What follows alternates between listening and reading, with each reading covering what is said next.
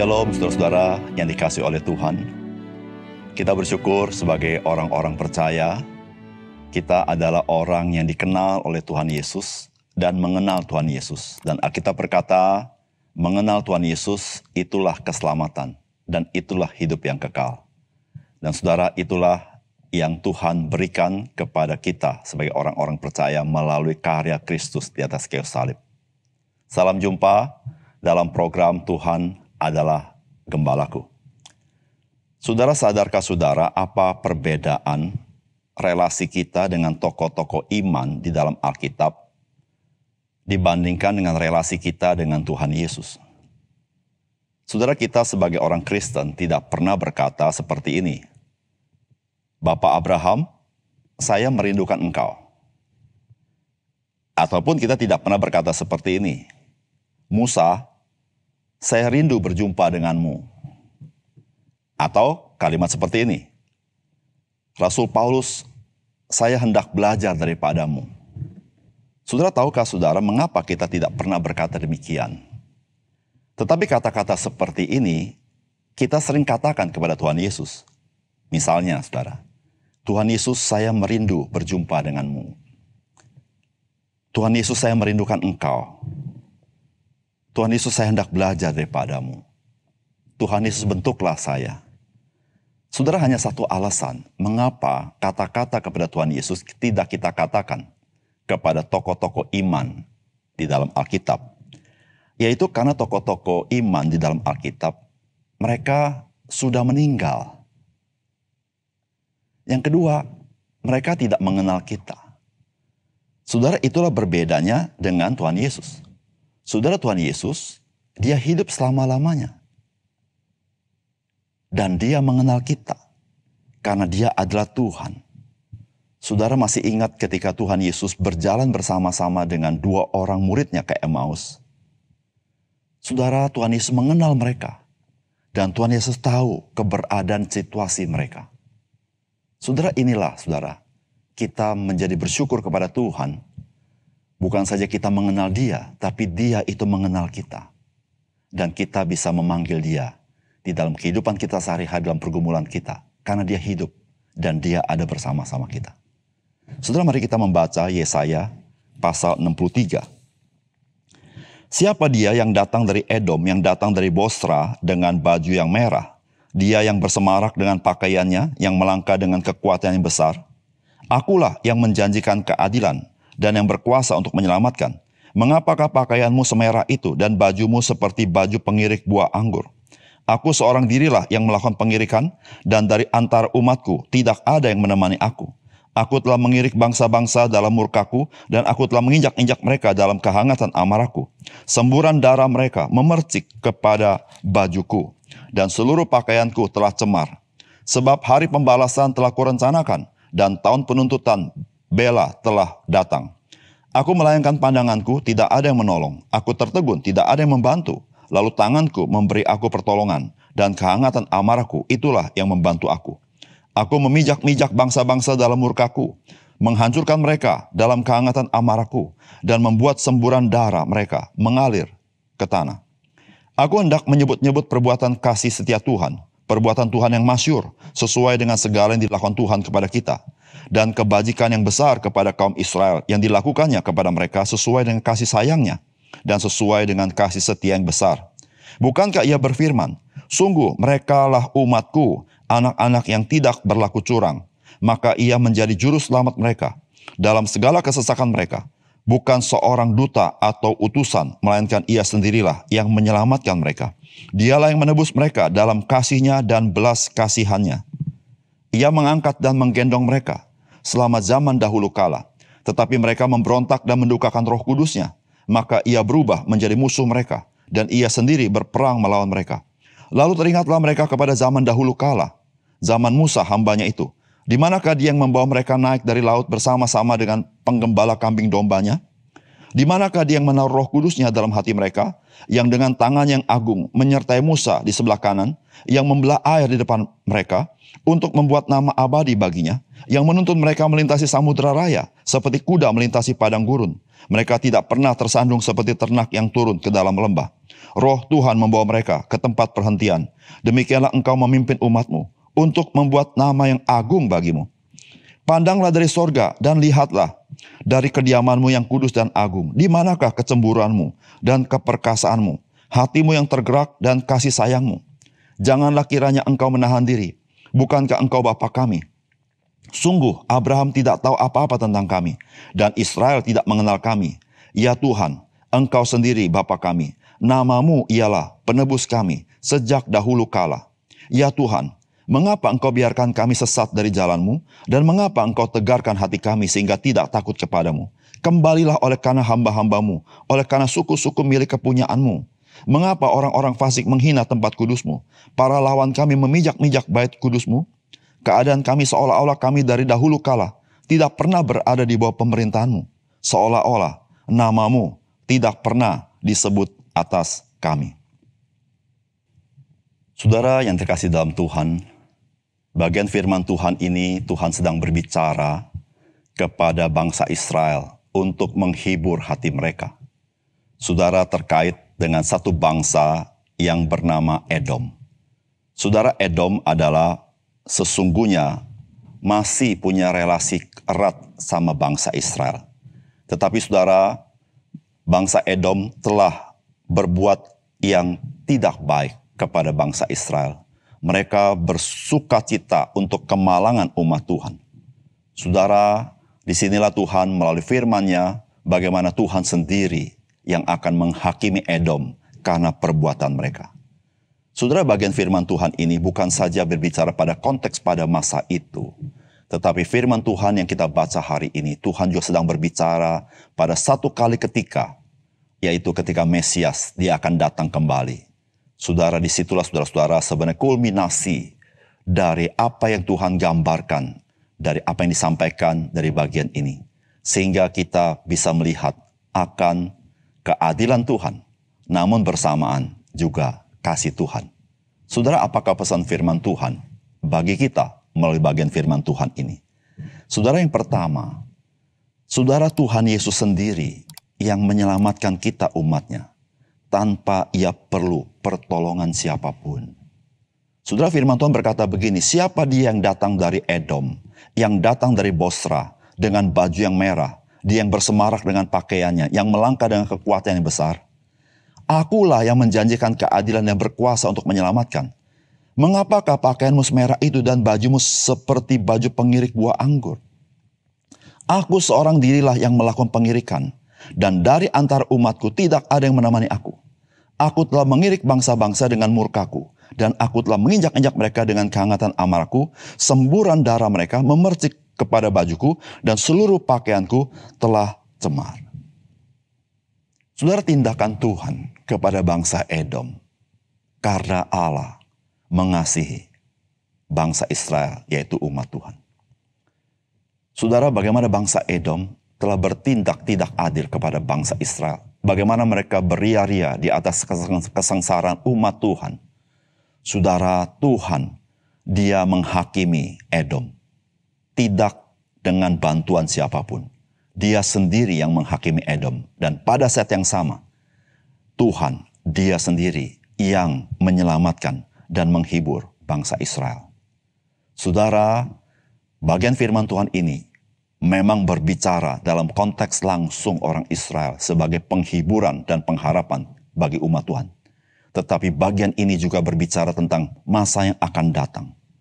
Bagaimana Tuhan sendiri, yaitu Mesias itu sendiri, dia akan datang kembali, saudara, di masa terakhir, di mana dia akan menghakimi bangsa-bangsa dengan penghakimannya. Dan pada saat yang sama, dia menyelamatkan orang-orang yang percaya kepada dia. Saudara, dia lakukan seorang diri, yaitu Mesias Yesus Kristus. Saudara, kita tahu 2000 tahun yang lalu Yesus Kristus datang ke dalam dunia untuk menanggung dosa kita. Dia adalah penebus, menebus kita dari kuasa maut, kuasa dosa dan kuasa si jahat, sehingga kita menjadi miliknya. Dan dia memberikan kita hidup yang baru melalui kebangkitannya. Sehingga hari ini saudara, saudara dan saya boleh percaya kepadanya dan hidup sebagai manusia baru. Tapi karya dia belum selesai sampai di situ. Satu kali nanti, dia akan datang kembali untuk menjemput kita, orang-orang yang percaya kepadanya, untuk menerima kemuliaan bersama-sama dengan dia. Saudara yang kasih dalam Tuhan, dia melakukan seorang diri. Tidak dibantu oleh siapapun. Tidak seorang nabi pun membantu dia. Tidak seorang manusia pun membantunya. Karena dialah Tuhan. Dialah yang berkarya atas keselamatan. Dan dia juga menjadi hakim atas seluruh bangsa-bangsa. Saudara, oleh karena itu saudara, jikalau dari awal sampai akhir Tuhan Yesus menyelesaikannya bagi kita, saudara, sepatutnya lah kita menjadi orang-orang percaya yang bersandar kepada dia. Yang percaya kepada dia. Yang tahu bahwa dia tidak pernah mencelakakan kita. Dia yang memanggil kita, dia yang memilih kita, dia yang membenarkan kita. Tapi dia juga yang memuliakan kita di dalam kemuliaannya. Oleh karena itu saudara, mari kita sebagai orang-orang percaya, kita setia ikut Tuhan. Rela bayar harga, rela pikul salib, menyangkal diri. Supaya Tuhan boleh membentuk hidup kita semakin hari semakin serupa dengan dia. Dan saudara, terhadap segala sesuatu yang kita lihat, ketidakadilan dalam dunia ini, saudara, tugas kita sebagai orang percaya adalah kita selalu menjadi berkat. Karena penghakiman ada di dalam tangan Tuhan kita Yesus Kristus. Yang kedua, saudara, firman Tuhan hari ini memberitahukan kepada kita, tidak seorang pun dari para nabi, para imam, ataupun bahkan Abraham yang mengenal kita. Tetapi Tuhan Yesus, dialah yang mengenal kita. Dialah yang peduli dengan kita dan mendengarkan seru doa kita. Saudara, firman Tuhan dikatakan demikian. Pandanglah dari sorga dan lihatlah dari kediamanmu yang maha kudus dan agung. Di manakah kecemburuanmu dan keperkasaanmu, hatimu yang tergerak dan kasih sayangmu. Janganlah kiranya engkau menahan diri. Bukankah engkau Bapa kami? Sungguh Abraham tidak tahu apa-apa tentang kami, dan Israel tidak mengenal kami. Ya Tuhan, engkau sendiri Bapa kami. Namamu ialah penebus kami sejak dahulu kala. Saudara, bagian firman Tuhan ini ada dua bagian. Bagian pertama adalah perkataan Tuhan, penghiburan kepada bangsa Israel.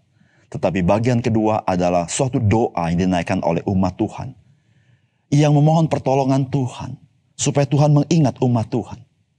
Dan di dalam ungkapan doanya, saudara-saudara, umat Tuhan berkata, bukankah engkau Bapa kami? Tuhan Allah itu Bapa daripada umat percaya. Lalu dikatakan, sungguh Abraham tidak tahu apa-apa tentang kami. Saudara-saudara, bangsa Israel adalah keturunan Abraham. Tetapi bangsa Israel berkata, Abraham tidak tahu apa-apa tentang kami. Kenapa? Karena Abraham sudah meninggal. Lalu dikatakan Israel tidak mengenal kami. Yang dimaksud Israel di sini adalah Yakub yang diganti nama Israel. Meskipun Israel itu dari Yakub, tapi Yakub tidak pernah mengenal umat Tuhan pada zaman Yesaya. Karena Yakub sudah meninggal. Tetapi dikatakan engkau sendiri Bapa kami. Namamu ialah penebus kami sejak dahulu kala. Saudara yang dikasih oleh Tuhan. Tuhan Allah dalam perjanjian lama dikenal sebagai penebus umatnya. Dan dalam perjalanan bangsa Israel, Tuhan sendiri yang menyertai mereka. Dan Tuhan itu adalah Bapa daripada umat Tuhan. Abraham sudah meninggal, tidak mengikuti perjalanan bangsa Israel keluar dari Mesir. Karena sudah lalu kehidupan Abraham. Yakub, Israel sudah meninggal. Dia pun tidak mengalami bangsa Israel terbuang ke Babel. Yakub tidak tahu apa-apa karena dia sudah meninggal. Tetapi siapakah yang bersama-sama dengan umat Tuhan yang mengenal mereka? Yaitu penebus mereka. Yaitu Tuhan itu sendiri. Saudara yang dikasih oleh Tuhan. Saudara, di dalam perjanjian lama, itu adalah sebuah gambaran akan kulminasi puncak ketika Tuhan Yesus yang adalah penebus itu datang ke dalam dunia. Saudara-saudara yang kasih dalam Tuhan, Tuhan Yesus mati di kayu salib, tapi dia tidak terus mati. Tetapi pada hari yang ketiga, dia bangkit dari antara orang mati, dan dia hidup. Dan Alkitab berkata, dia berjalan bersama-sama dengan gereja Tuhan, dengan orang-orang percaya. Itulah yang disaksikan dalam kitab Wahyu. Saudara, ketika orang percaya mengalami penderitaan, dianiaya, ketika Saulus ingin memburu orang percaya dalam perjalanan ke Damaskus, maka Tuhan Yesus menampakkan diri kepada Saulus dan berkata, Saulus, Saulus, mengapa engkau menganiaya aku? Saudara, mengapa Tuhan Yesus bisa turut merasakan segala penderitaan orang-orang percaya? Karena dia hidup dan dia ada bersama-sama dengan orang percaya. Karena dia Tuhan. Saudara, Abraham tidak dapat turut merasakan kesusahan kita. Raja Daud tidak pernah dapat turut merasakan kesusahan kita. Musa tidak dapat turut merasakan kesusahan kita. Dan seluruh tokoh-tokoh di dalam perjanjian lama tidak dapat turut merasakan kesusahan kita. Termasuk Rasul Paulus tidak pernah turut merasakan kesusahan kita. Karena mereka sudah meninggal. Tetapi Yesus, dia hidup. Karena dia Tuhan. Saudara, tidak ada seorang pun yang bangkit dari antara mati dan hidup selama-lamanya. Hanya satu-satunya Tuhan Yesus. Disitulah saudara, mengapa engkau dan saya berdoa kepada Tuhan Yesus? Karena dia penebus kita. Karena dia Tuhan kita. Karena dia hidup. Dan dia peduli kepada kita. Kita tidak berdoa kepada Musa. Kita tidak berdoa kepada Daniel. Kita tidak berdoa kepada Daud. Kita tidak berdoa kepada Paulus. Ataupun kita tidak berdoa kepada tokoh-tokoh Alkitab yang lain. Meskipun mereka luar biasa. Karena mereka hanya manusia. Dan mereka sudah meninggal. Tetapi Tuhan Yesus, dia hidup. Saudara, Yesus yang hidup. Dia bukan hidup jauh di sana. Meskipun dia bertahta di surga. Tetapi Tuhan Yesus yang hidup. Dia hidup di dalam diri kita. Dia hidup dalam hidup kita. Saudara, betapa dekatnya dia dengan kita. Karena dia adalah penebus kita. Dialah yang menyelamatkan kita. Dia yang mengasihi kita. Oleh karena itu saudara, jikalau Tuhan Yesus begitu care, peduli, dekat dengan kita. Saudara, mari kita belajar dekat dengan dia. Belajar berdekat dengan doa dengan dia. Dan kita tahu, dia mendengar doa kita. Dan kita dalam segala pergumulan hidup kita. Tuhan Yesus berkata, carilah, maka engkau akan mendapatkannya. Mintalah, maka engkau akan menerima. Ketuklah pintu, maka pintu akan dibukakan. Saudara, mengapa Tuhan bisa berkata demikian? Saudara, jikalau dia hanya mati dan tidak bangkit, dia tidak pernah bisa memberikan apa yang kita cari. Dia tidak pernah bisa memberikan apa yang kita minta. Dia tidak pernah bisa membuka pintu ketika kita mengetuk pintunya. Tetapi karena dia hidup, saudara, Tuhan berkata, carilah, maka engkau akan mendapatkannya. Mintalah, engkau akan menerimanya. Ketuklah pintu, maka pintu akan dibukakan bagimu. Saudara, mari kita selalu berkat kepadanya. Karena dia hidup, dia peduli dengan kita, dan dia mendengar doa kita. Mari kita berdoa. Bapa surga, terima kasih untuk kebenaran firman-Mu yang menguatkan kami. Sehingga kami bisa membedakan Tuhan Yesus dengan tokoh-tokoh iman dalam Alkitab. Tuhan Yesus dengan para nabi. Tuhan Yesus dengan para imam. Tuhan Yesus dengan raja-raja orang Israel. Ya Tuhan, kami bersyukur. Karena Tuhan Yesus mengenal kami. Karena Engkau yang sudah mati menebus kami. Menanggung dosa kami. Engkau hidup dan Engkau berjalan bersama kami. Ajar kami ya Tuhan. Setia kepada Engkau. Dekat dengan Engkau.